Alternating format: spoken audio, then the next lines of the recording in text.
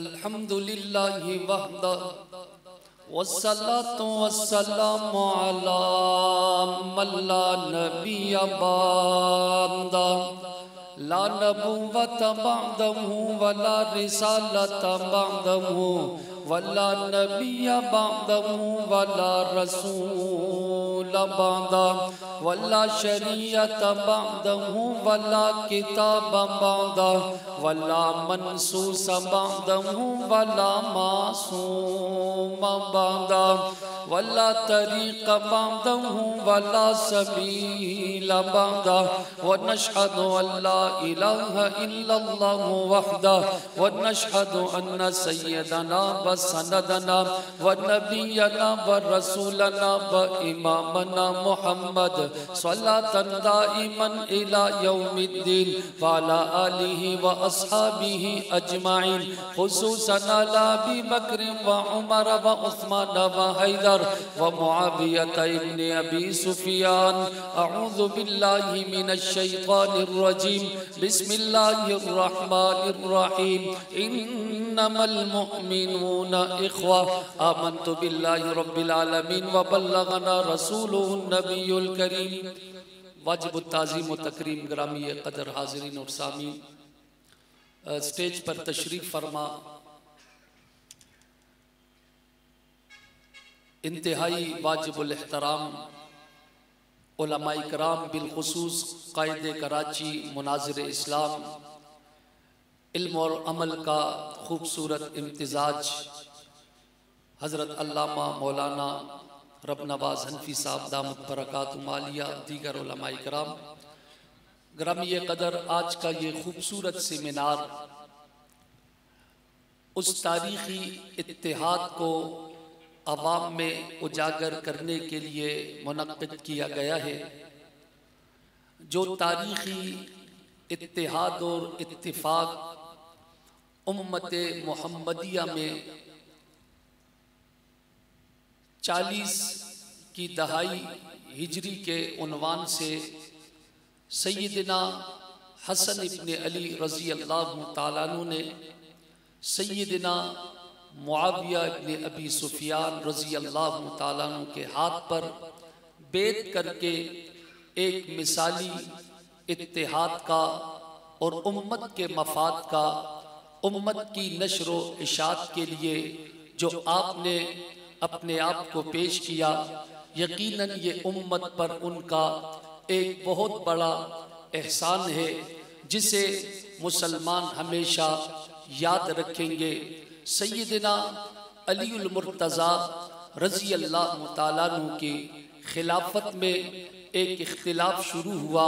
सैयदना उस्मान इब्न अफ़्फ़ान रज़ी अल्लाह ताला अन्हु जो अमीरुल मोमिनीन थे, आपकी शहादत पर वो इख्तिलाफ शुरू हुआ। दोनों जानिब साहिब राय लोग थे। सैयदना अली मुर्तज़ा रज़ी अल्लाह ताला अन्हु खिलाफत के इस्तेहकाम को चाहते थे। ये भी दीनी तौर पर एक वाजिब है कि उम्मत के अंदर वो खिलाफत और अमीर का इस्तेहकाम हो, ये भी दीनी तकाजा था। और दूसरी तरफ सैयदना अमीर मुआविया रज़ी अल्लाह ताला अन्हु और अहले शाम वो ये चाहते थे कि क़िसास लिया जाए, और ये क़िसास भी आम क़िसास की तरह नहीं था, बल्कि अमीरुल मोमिनीन 44 लाख मुरब्बा मील पर हुक्मरानी करने वाला पैगंबर का दामाद कातिबे कुरान नाशिरे कुरान उस्मान इब्न अफ़्फ़ान की शहादत थी। अगर इस शहादत को सिर्फ क़िसास के तौर पर देखा जाए तब भी इस बात की ज़रूरत थी कि कातिलीन से बदला लिया जाए, उनसे क़िसास ली जाए। लेकिन ये क़िसास के साथ साथ इस्लामी सल्तनत के ऊपर ये मुहारबा था, इस्लामी सल्तनत के ऊपर ये हमला था। अमीरुल मोमिनीन की शहादत सिर्फ क़िसास का ताल्लुक इसके साथ नहीं था, बल्कि सल्तनत उस्मानिया, सल्तनत इस्लामिया में हजरत उस्मान की शहादत ये मुहारबा के हुक्म रखता है। इस वजह से उनका तकाजा ये था कि हजरत उस्मान इब्न अफ़्फ़ान के कातिलों को पहले सजा दी जाए, फिर खिलाफत के इस्तेहकाम पर बात की जाए। दोनों तरफ नजरियात इस्लामी उसूलों पर मबनी थे। ये इख्तिलाफ शुरू हुआ, तकरीबन 4 साल तक ये सिलसिला आगे चलता रहा। फिर आखिर में सैयदना अलीउल मुर्तज़ा रज़ी अल्लाह ताला अन्हु की अलमनाक शहादत होती है तो लोग हजरत हसन के हाथ पर बैत करते हैं। हजरत हसन रज़ी अल्लाह ताला अन्हु 6 महीने तक खिलाफत करते हैं, लेकिन आगे हालात और वाक़ियात यूं बन जाते हैं कि हजरत हसन रज़ी अल्लाह ताला अन्हु को उम्मत के इत्तेहाद के लिए, उम्मत के इत्तिफाक के लिए, उम्मत की नशर व इशाअत के लिए, इस्लाम के फैलाने के लिए सैयदना अमीर मुआविया के हाथ पर बैत करना पड़ती है। तो दोनों लश्कर आगे बढ़ते हैं। हजरत अमीर मुआविया रज़ी अल्लाह ताला अन्हु का लश्कर एक तरफ है, दूसरी तरफ हजरत हसन रज़ी अल्लाह ताला अन्हु का लश्कर है। अगर ये लश्कर दोबारा लड़ जाता तो बड़ा नुकसान होता, उम्मत में खून रेजी होती। ऐसे वक्त के अंदर अमीर मुआविया रज़ी अल्लाह ताला अन्हु सुलह का पैगाम भेजते हैं और हजरत हसन रज़ी अल्लाह ताला अन्हु पाक पैगंबर की उस पेशन गोई को पूरा करते हुए जो इमामुल अंबिया ने कहा था कि मेरा ये नवासा, मेरा ये बेटा सरदार है, अल्लाह इनके जरिए 2 मुसलमान ग्रोह के दरमियान सुलह करेगा। बिल आखिर हजरत हसन रज़ी अल्लाह ताला अन्हु सुलह के लिए पहली शर्त ये रखते हैं कि सुलह इस बात पर होगी कि कुरान पर फैसला होगा, पाक पैगंबर की हदीस पर फैसला होगा, खुलाफाए राशिदीन के इक़दाम को, उनके तर्ज़े खिलाफत को उजागर किया जाएगा। दूसरी शर्त ये रखी जाती है क्योंकि हम आले अबी तालिब है और इसी तरह हमारे नस्ब के अंदर वो हाशमी खून है, हम सखी लोग हैं, हम सखावत करते हैं, हम लोगों पर अतियात करते हैं, लोगों को तोहफा देते हैं, अपने खादिमीन का ख्याल करते हैं। इसके लिए हमें माली मुआवनत चाहिए तो 5 लाख दरम की शर्तें होती है। तीसरी शर्त ये तय होती है कि मुसलमानों में इत्तेहाद और इत्तिफाक के साथ हर एक को माफ किया जाएगा, किसी पे जुल्म नहीं होगा, किसी पर ताद्दी नहीं होगी। चौथी शर्त ये रखती जाती है कि जनाब आपके बाद ये खिलाफत शूरा के तरफ मुंतकिल की जाएगी।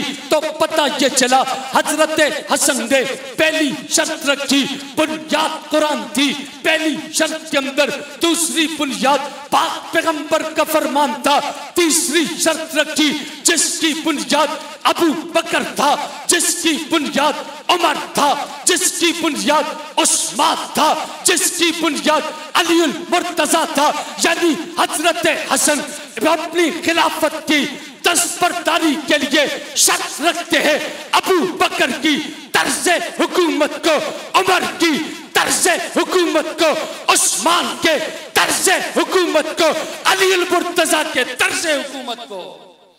ये शराइत रखी जाती है और ये पहली शर्त की तीसरी शिक उन लोगों के मुंह पर दूसरा इमाम जिन्हें वो मासूम कहते हैं, उन्होंने एक ऐसा नजरियाती और ऐसा तारीखी थप्पड़ रसीद किया जो अबू बकर के ईमान पर बात करते हैं, हजरत उमर के ईमान पर बात करते हैं, हजरत उस्मान के ईमान पर बात करते हैं। दूसरा इमाम जो उनके अकीदे में मासूम होता है वो तीसरी शिक ये लिखते हैं कि उस तर्ज पर खिलाफत को चलाया जाएगा जिस तर्ज पर अबू बकर उमर उस्मान अली खुलाफाए राशिदीन अपनी खिलाफत चला कर गए हैं। ग्रामीय कदर ये सुलह हो जाती है, मुसलमानों में इत्तेहाद और इत्तिफाक हो जाता है। ये सुलह क्यों जरूरी थी? इस्लाम की कुव्वत के लिए, इस्लाम की शौकत के लिए, इस्लाम की शाद के लिए। आप देखते चले जाए, जब पाक पैगंबर दुनिया से तशरीफ लेकर गए थे तो 9 लाख मुरब्बा मील तक इस्लाम था। सदीक अकबर का दौरे बाबरकत आता है, 11 लाख मुरब्बा मील तक इस्लाम फैलता है। हजरत उमर का दौर आता है, 22 लाख मुरब्बा मील तक इस्लाम फैलता है। हजरत उस्मान का दौर आता है, 44 लाख मुरब्बा मील तक इस्लाम फैलता है। फिर जब ये इख्तिलाफ हो जाता है तो इस्लाम की शाद रुक जाती है, इस्लाम की शाद रुक जाती है, इस्लाम की शाद रुक जाती है। हजरत अली रजी अल्लाह ताला अन्हु 4 साल खिलाफत करते हैं, इस्लाम की शात रुक जाती है, 44 लाख मुरब्बा मील तक इस्लाम रुक जाता है। हजरत हसन ने दूरअंदेशी का उम्मत के मफाद में जब बैत की, अल्लाह के फजल से उस बैत की बरकत यूं थी कि फिर इस्लाम दोबारा बढ़ना शुरू हो गया। 44 लाख मुरब्बा मील से इस्लाम बढ़ता चला गया, 64 लाख 65 हजार मुरब्बा मील तक इस्लाम पहुंचा है। हम कहते हैं जहां अमीर माफिया का तदब्बुर था, अमीर माफिया की फकाहत थी, अमीर माफिया की फिक्र थी, वहां हजरत हसन का खुलूस भी शामिल था, हजरत हसन की सुलह भी शामिल थी। तो ये इस्लाम यूं इत्तेहाद और इत्तिफाक के साथ आगे फैला, आगे बढ़ा। और फिर कमाल ये है कि हजरत हसन रजी अल्लाह ताला अन्हु इस सुलह के बाद तकरीबन 15-16 साल तक आप जिंदा रहे और आपके छोटे भाई हजरत हुसैन रजी अल्लाह ताला अन्हु हजरत अमीर माविया रजी अल्लाह ताला अन्हु की हयात तक जिंदा रहे। और यह सिलसिला तकरीबन 20 साल का है। इस 20 सालों के अंदर इस इत्तेहाद के बाद, इस सुलह के बाद कभी एक दिन ना हसन ने कभी बगावत की है, ना हजरत हुसैन ने कभी बगावत की है। पता चला 20 साल माफिया की हुकूमत हक पर मबनी थी, इस्लाम के मफाद पर मबनी थी, इस्लाम की कुव्वत के लिए थी, इस्लाम की शान के लिए थी। कभी फिर इन 20 सालों में न हजरत हसन दूसरे इमाम ने बगावत की, न हजरत हुसैन तीसरे इमाम ने बगावत की। ये सिलसिला इत्तेहाद और इत्तिफाक के साथ यूं आगे बढ़ा। ग्रामीय कदर हाजरीन और सामीन, आज भी उम्मत के अंदर इस इत्तेहाद की बात की जाए, इस मोहब्बत की बात की जाए, इस सुलह की बात की जाए तो इंशाअल्लाह वल अजीज ये उम्मत के मफाद के अंदर है, उम्मत की बका के अंदर है।